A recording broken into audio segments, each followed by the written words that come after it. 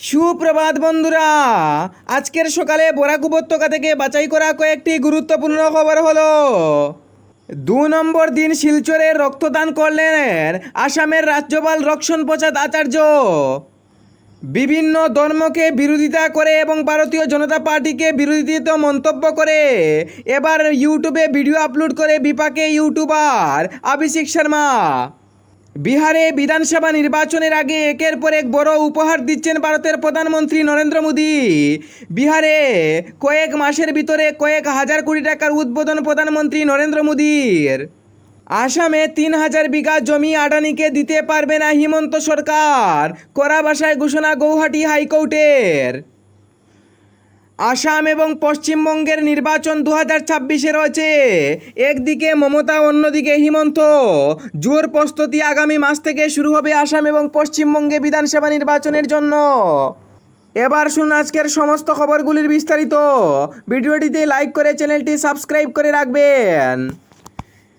2-3 দিনের বরাক সফরে এসেছেন আসামের রাজ্যপাল লক্ষণ প্রসাদ আচার্য। লক্ষণ প্রসাদ আচার্য প্রথমে শিলচরের বিভিন্ন স্থান পরিদর্শন করেন এবং বিভিন্ন মিটিংয়ে অংশগ্রহণ করেন। বরাক উপত্যকার খোঁজখবর নেন রাজ্যের রাজ্যপালক জানান যে আসামের বরাক উপত্যকায় খুব দ্রুত গতিতে উন্নয়ন হচ্ছে এবং আগামীতেও দ্রুত গতিতে উন্নয়ন হবে। বিশেষ করে বরাক উপত্যকার মধ্যে বিশেষ সেতু উদ্বোধন করা হয়ে গিয়েছে।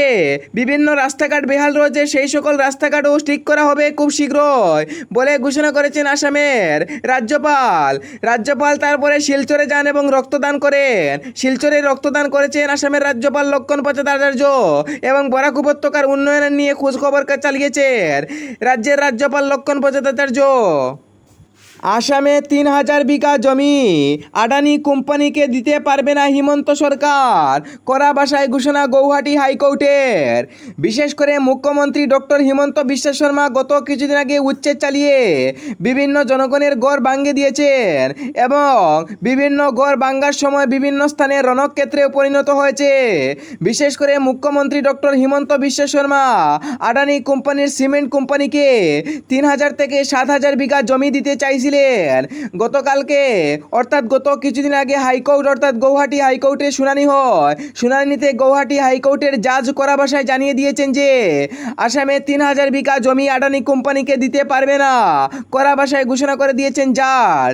উকিলের সঙ্গে পাল্টা বিতর্কের মধ্যে জাজ জানিয়ে দিয়েছেন যে আসামে 3000 থেকে 7000 বিঘা জমি মুখ্যমন্ত্রী হিমন্ত বাবু দিতে চাইছিলেন আদানির কাছে, কিন্তু হিমন্ত বাবুকে পাত্তাই দিলেন না জাজ। কোনো সময় মুখ্যমন্ত্রী হিমন্ত বিশ্ব শর্মা আদানি সিমেন্ট কোম্পানিকে কোনো সময় এই জমিগুলো দিতে পারবে না, কড়া ভাষায় ঘোষণা করেছেন গৌহাটি হাইকোর্টের বিচারক। গত 5 বছর বিহারে যে সকল সুযোগ সুবিধা পেয়েছে না সেই সকল সুযোগ সুবিধা শুধুমাত্র 1 মাসের ভিতরেই মিলছে। বিহারের সামনে বিধানসভা নির্বাচন রয়েছে, সেই সকল বিধানসভা নির্বাচনের আগে প্রস্তুতি ইতিমধ্যে জোরদার রয়েছে। বিশেষ করে প্রধানমন্ত্রী নরেন্দ্র মোদীর রেলও বিভিন্ন স্থানে রয়েছে। প্রধানমন্ত্রী নরেন্দ্র মোদী লক্ষ লক্ষ টাকার উদ্বোধন করেছেন। বিশেষ করে কোটি কোটি টাকার বিভিন্ন রেল, বিভিন্ন সেতু, বিভিন্ন রাস্তাঘাট পরিদর্শন করেছেন এবং বিভিন্ন রাস্তাঘাট, সেতু, রেল ইত্যাদি উদ্বোধন করে আসছেন বিহারে। বিশেষ করে বিহারে বিধানসভা নির্বাচন রয়েছে। একদিকে তেজস্বী যাদব, অন্যদিকে প্রশান্ত কিশোর এবং নীতিশ কুমারের সাথে লড়াই হবে। কার ঝুলিতে কতটি সিট যাবে তার সময় দেখার অপেক্ষায় রয়েছে জনগণরা। বিশেষ করে একটু পাগড়া বাড়ি রয়েছে আরজেডি অর্থাৎ তেজস্বী যাদবের টিমের। ইন্ডিয়া গঠবন্ধন, কংগ্রেস এবং আরজেডি তেজস্বী যাদবের দলগুলো ভালো একটি পজিশনে থাকতে পারে। জেডিও পাকড়া রয়েছে, বিজেপির সাথে জোট বাঁধিয়ে নির্বাচনে লড়াই করছে জেডিও এবং জেডিইউর কিছু সংখ্যক স্থান এবার দেখা মিলছে। বিশেষ করে বিহারে একটি নতুন দল এন্ট্রি করেছে, সেই দলের নাম হলো জনসুরাজ। সেই জনসুরাজও কয়েকটি আসন পাওয়ার সম্ভাবনা রয়েছে। বিশেষ করে প্রশান্ত কিশোর গত কয়েক বছর ধরে বিভিন্ন স্থানে র্যালি করছেন এবং বিভিন্ন স্থান গিয়ে পরিদর্শন করেছেন। প্রশান্ত কিশোরের ঝুলিতেও কয়েকটি সিট যাওয়ার সম্ভাবনা রয়েছে। বিহারে বিধানসভা নির্বাচনের প্রস্তুতি রয়েছে জোরদার। একদিকে নীতিশ কুমার, তেজস্বী যাদব, প্রশান্ত কিশোর, রাহুল গান্ধী, নরেন্দ্র মোদীর সাথে লড়াই হবে এবার বিধানসভা নির্বাচনে। বিশেষ করে বিধানসভা নির্বাচনের আগে প্রস্তুতি জোরদার রয়েছে বিহারে।